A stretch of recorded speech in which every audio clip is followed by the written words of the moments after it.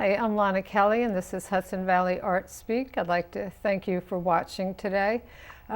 We have somebody who is an editor and a music composer. She writes books, or she's starting to write books, and it's Marian Grudko. Thanks for coming tonight, Marian. My pleasure, Lonna. It's nice to be with you. Yes, yeah. So I was really interested when I started looking at your website and seeing all the things that you've done and that you do, to kind of go back to some of the other things that you do, such as music and singing.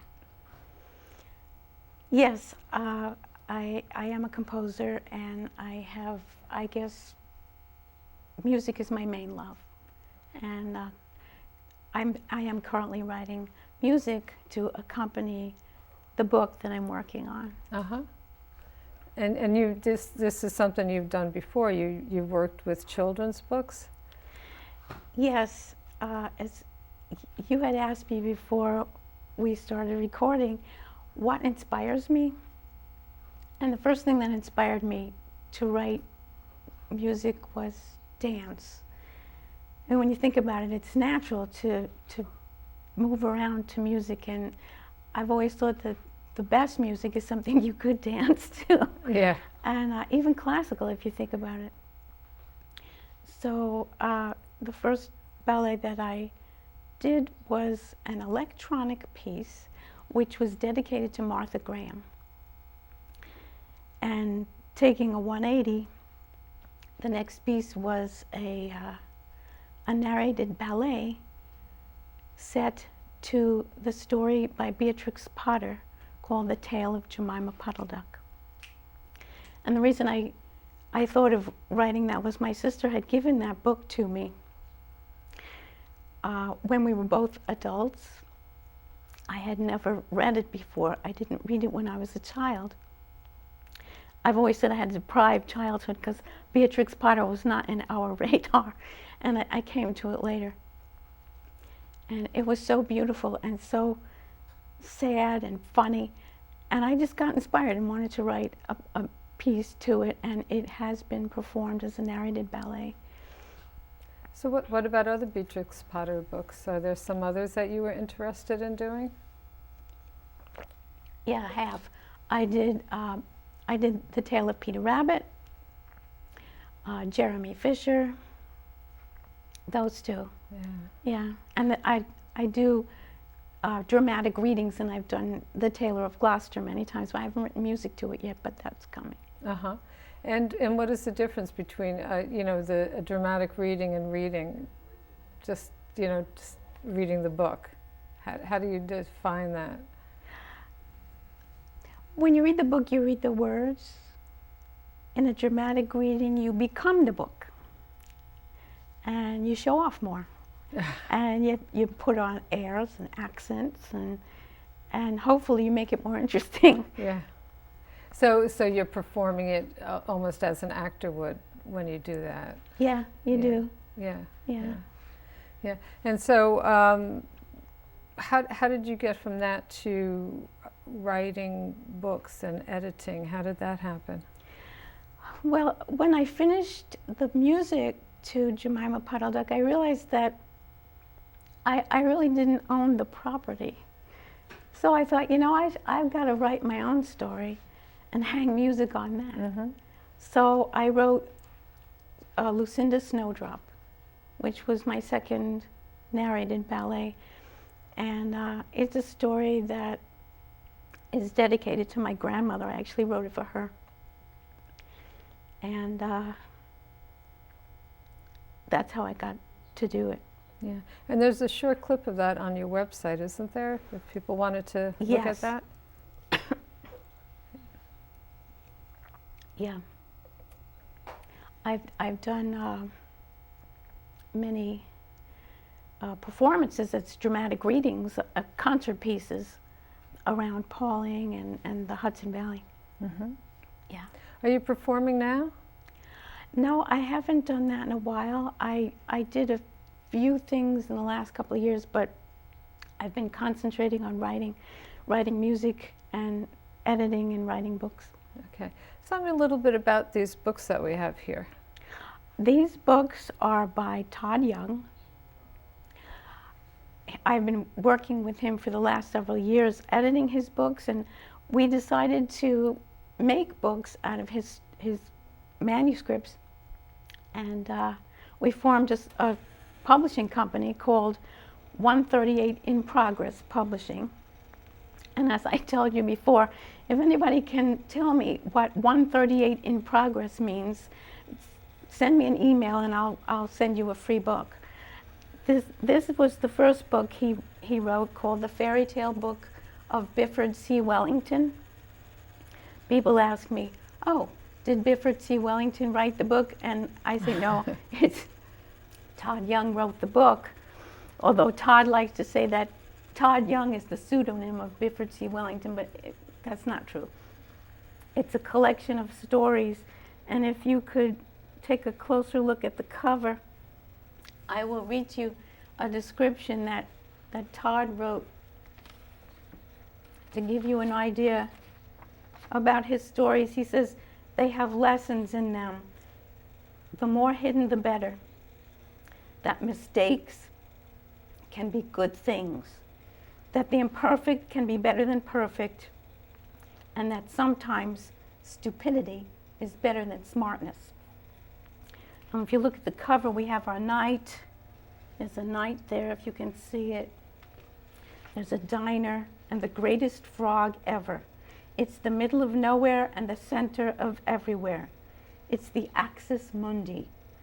And do I get bonus points for using Latin? Perhaps our man Wellington is like the knight, the weary, endless world traveler who finds respite in a diner in the middle of the desert.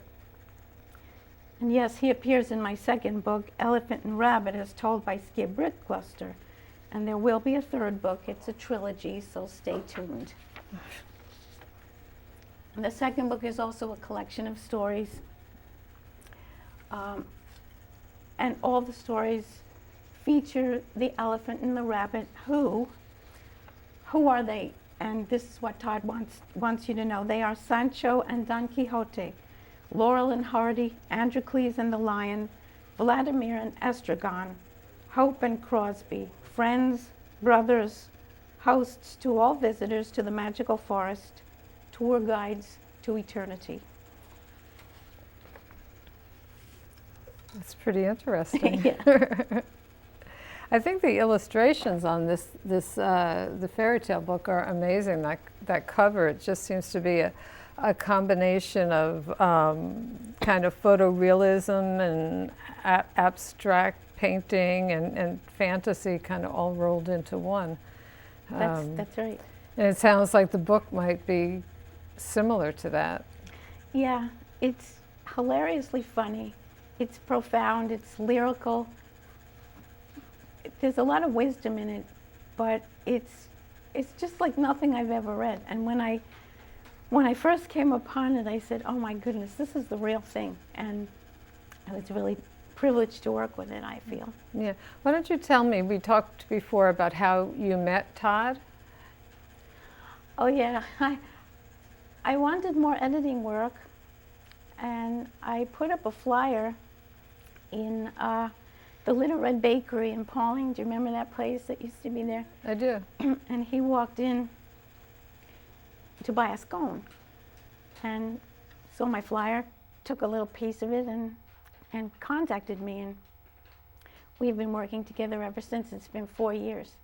That's amazing. I always wonder if people get any work or anything out of those little things where you tear off the phone number. Is that what you mean?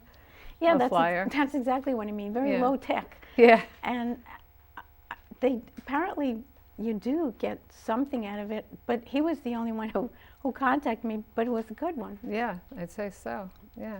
Yeah. And so and since then you've been working on these particular books or other projects. I've been devoting a lot of time to this book, these two books, and they're available. They're for sale wherever books are sold, and you can get them online. You can get them at bookstores, order them. Yeah. I should mention the illustrator's name is Theodore Goldmeyer. He's very gifted, and we had a lot of fun concocting the covers. Yeah. One thing you brought some music here for us tonight, didn't you? Yeah, I did. Yeah. Well, how about we cue up the music and we can see what you do with it. Okay, this is the music that I wrote for The Tale of Jemima Puddle Duck by Beatrix Potter. And as the music starts, I will start my act. Start narrating it, just a little bit of it.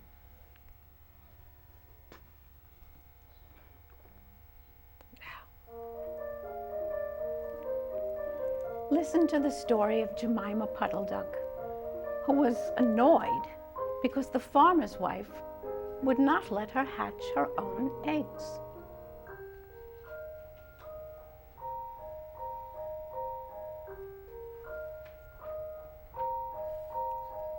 Jemima, Jemima Puddle Duck, pretty duck, hello. Some say you're silly, but we know your story. You wanted to have your babies alone. You wanted to have your babies alone. You wanted to have your babies alone.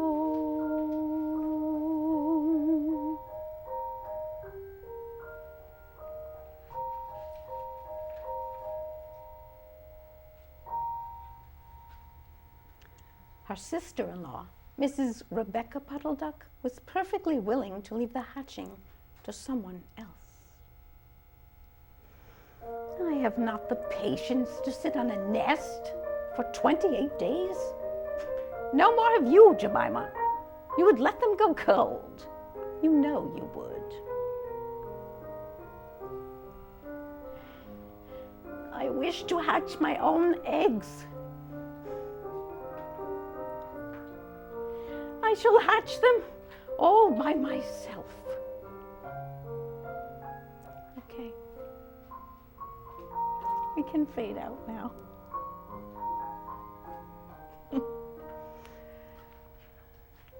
Thanks. Well, thank you. Thank you. That was lovely. Thanks. Yeah, your just whole demeanor changed. Yeah, I like being somebody else. Yeah, that was terrific. Now, how long is that piece in its entirety? 30 minutes. 30 minutes? Yeah, it's a full-length ballet. Yeah, or concert piece. Yeah. Lovely.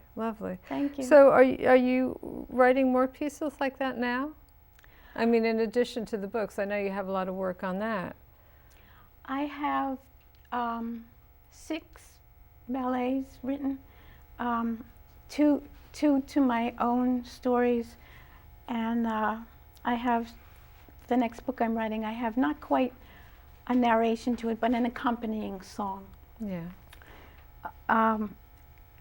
What did you ask me? You know, we just have 1 minute left, so let me just quickly divert you to your newest book that you're working on right now. The Engineer. Yes. Yeah. Well, you were kind enough to give me photograph. I'm putting together a book for an engineer called An Engineer's Guide to the Good Life, the ABCs, and we needed photographs, and I called you and your husband were kind enough to give us some incredibly beautiful photographs and photographs of John's paintings to use to accompany the text.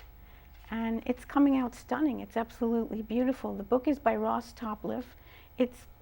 It's just beautiful, and I really appreciate it. And a lot of other artists have contributed their work too. Yeah, I'm really looking forward to seeing it. Oh, thank you. Yeah. So, Marian, thanks so much for coming today. Thank you. It was great talking to you. It was a wonderful talking to you. Thank you.